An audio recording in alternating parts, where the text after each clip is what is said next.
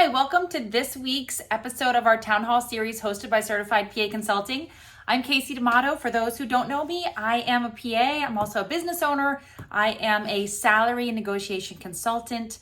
I have lots of experience managing a multi-million-dollar medical practice as well as owning my own businesses. And now I pay it forward to other PAs, NPs, and medical professionals, helping people understand how to best negotiate, how to best navigate their career changes. I'm also a certified life coach, and I have been helping PAs since 2009, myself and my team.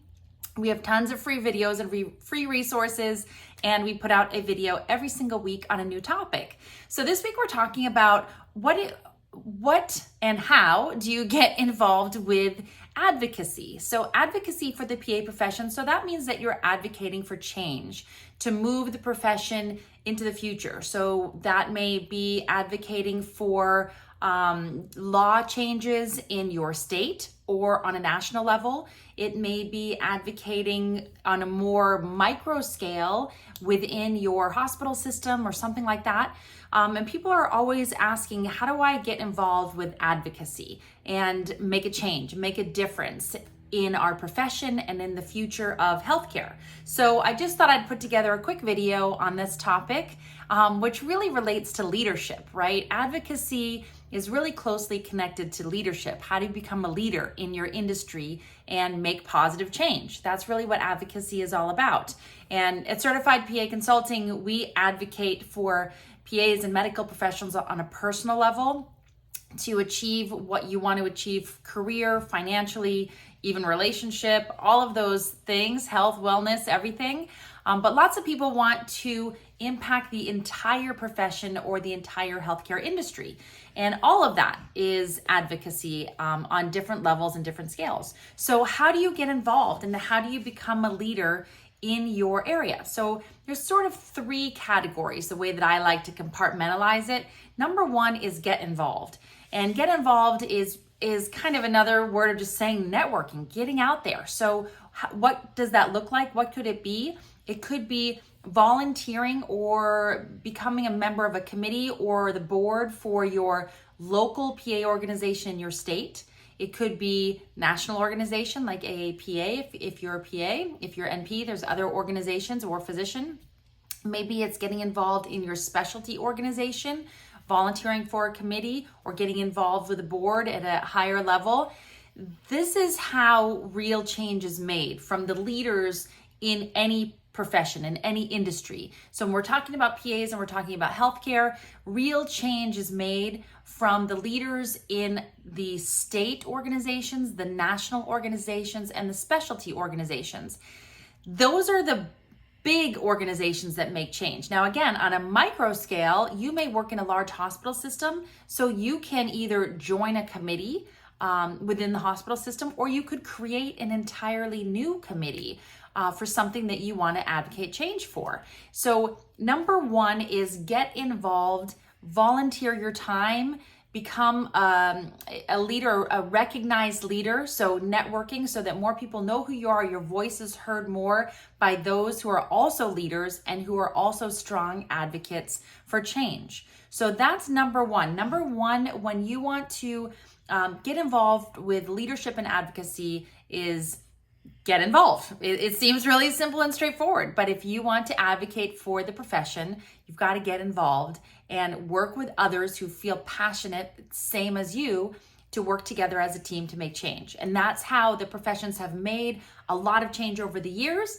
and will continue to make change because of people like you and others like you who get involved and advocate for change.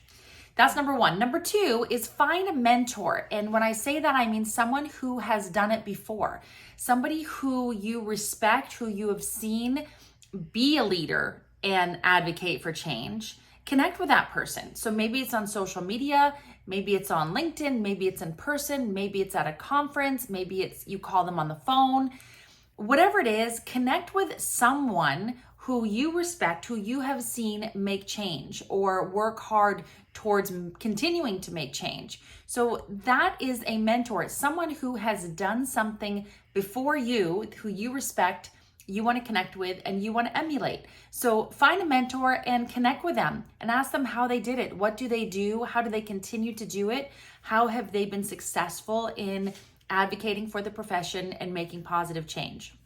So number one is get involved on either a micro scale or a macro scale. Number two is find a mentor, somebody who has done it. Connect with them, pick their brain, find out how they did it. How can you work with them? How can you learn from them? What are the things that have worked for them and haven't worked? You don't have to do it exactly the same, right? Respect their time, of course.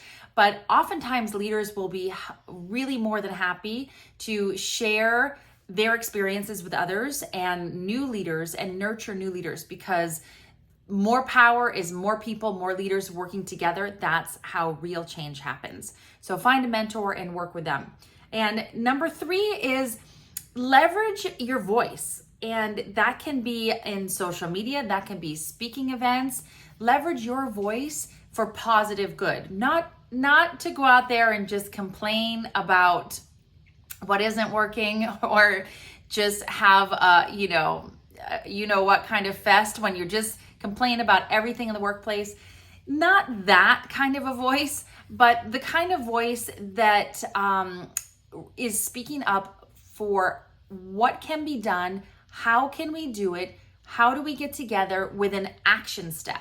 Meaning maybe you want people to contact you to form a new committee, or maybe you want to take a poll of people because you want to bring it back to one of your organizations on a micro scale or macro scale, a poll of people who feel a certain way about a certain situation that you want to make change about. So number three is use your voice for positive change, not just complaining, but actually how do you suggest we make a change, and what are the steps that you need from other people to help you make that change. Not just complain and spend time, online chatting or talking, but actually the steps that you need and the help that you need from others with a specific action item.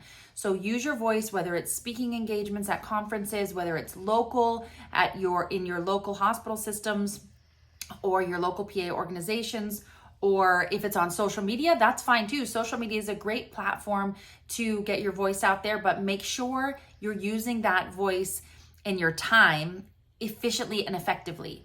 Because to rabble rouse and get a whole bunch of people upset and complaining online, that can help you feel like you're not alone, which is great, but it doesn't actually make change. So if you're truly passionate about becoming a leader and an advocate for the profession, use your voice, whether it's online or offline, to create momentum, not just complaining, but momentum for action steps on how changes can be made.